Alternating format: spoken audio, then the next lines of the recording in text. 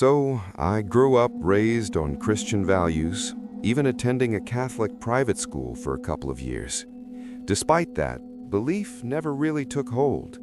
I knew the prayers, I could recite passages from memory, I understood the structure of it all, the rules, the sins, the forgiveness, but none of it ever felt real to me. It felt inherited, like a family heirloom you keep on a shelf because you're supposed to, not because you know what it's for. My family wasn't deeply religious. We prayed before meals sometimes. There were crosses on walls. Christmas and Easter were observed more out of tradition than conviction. God was discussed calmly, gently, like a suggestion rather than a truth. No one ever forced belief on me, and because of that, I never developed fear of hell or demons or divine punishment. Religion was background noise, not a warning siren. That detail matters, because when everything started, I didn't have faith to fall back on or fear to stop me. As a kid, I was curious in a way that made adults uncomfortable. I wanted explanations for things people brushed off, why déjà vu felt so physical, why certain places made your stomach turn, why shadows sometimes looked wrong.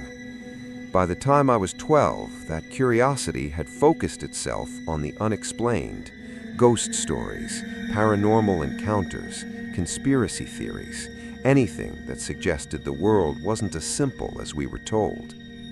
This was the early 2000s. Internet forums were still wild and unfiltered. People posted grainy photos and shaky stories without irony. I read everything, not because I believed it, but because I wanted something to be true. At that age, belief felt like power. Then, my parents decided to move. The house they chose was ordinary, almost aggressively so. A 2-story suburban home in a quiet neighborhood where every lawn was trimmed and every driveway looked the same. No tragic history, no strange reputation. Built sometime in the late 90s, vinyl siding, white doors, beige walls. It smelled like new carpet and cleaning solution. Nothing about it screamed haunted. If anything, it felt safe. The first week passed without incident. I explored the rooms, claimed a bedroom, learned how sound traveled through the house. I noticed the basement felt colder than it should, but basements usually are. The hallway upstairs creaked slightly at night, but houses settle. I told myself that. A week after we moved in, the previous owner stopped by to drop off some mail that hadn't been forwarded yet. She was polite, but strange. She didn't step inside.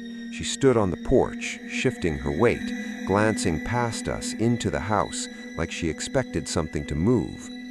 As she left, she said something casually, like an afterthought. "If you hear things at night," she said, smiling thinly, "it's probably just the house." My parents laughed. I didn't. At the time, I didn't know why that sentence stuck with me. It just did. The next few weeks were quiet. School started, life moved on, but subtle things began happening, things so small they barely registered. A door left open when I was sure I'd closed it. Lights turned off that I didn't remember touching. The dog refusing to go down the basement stairs alone. Cold patches of air in the upstairs hallway that vanished if you stepped forward.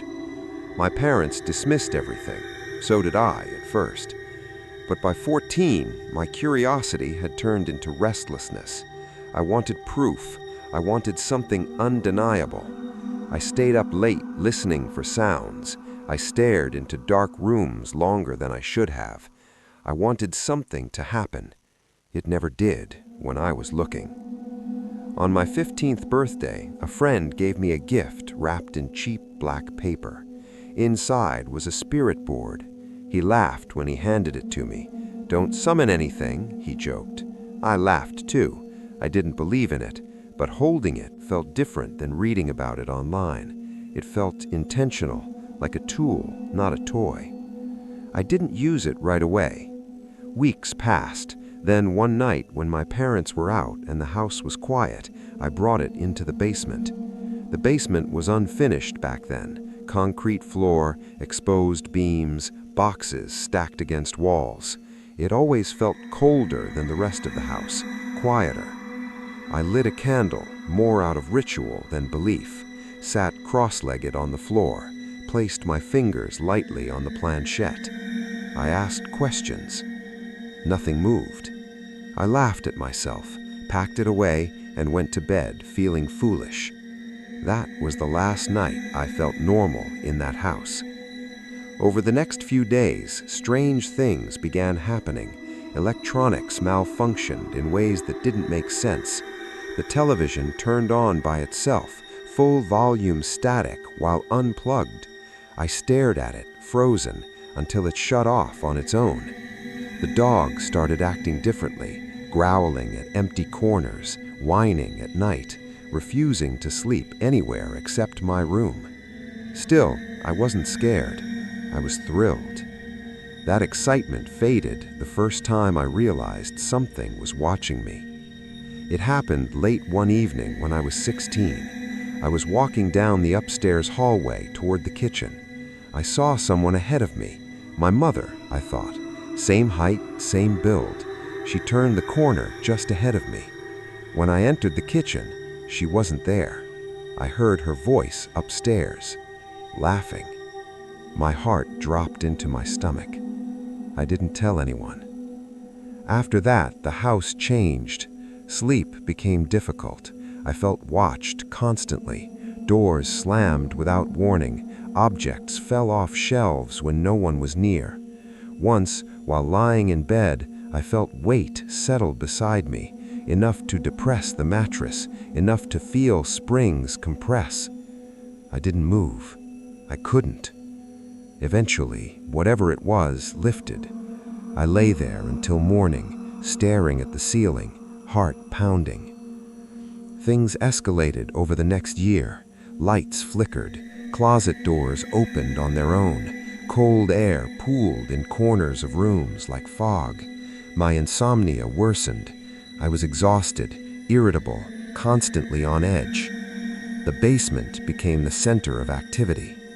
One night I was lying on the couch downstairs, the dog asleep on my chest. The lights were off. The room was silent. Suddenly, the dog stood up, growling into the darkness. Her fur stood on end. She barked once, sharp, panicked, then whimpered and ran. Before I could react, I couldn't move. Something pinned me to the couch. There was nothing there, no shadow, no shape, just pressure, crushing, immovable.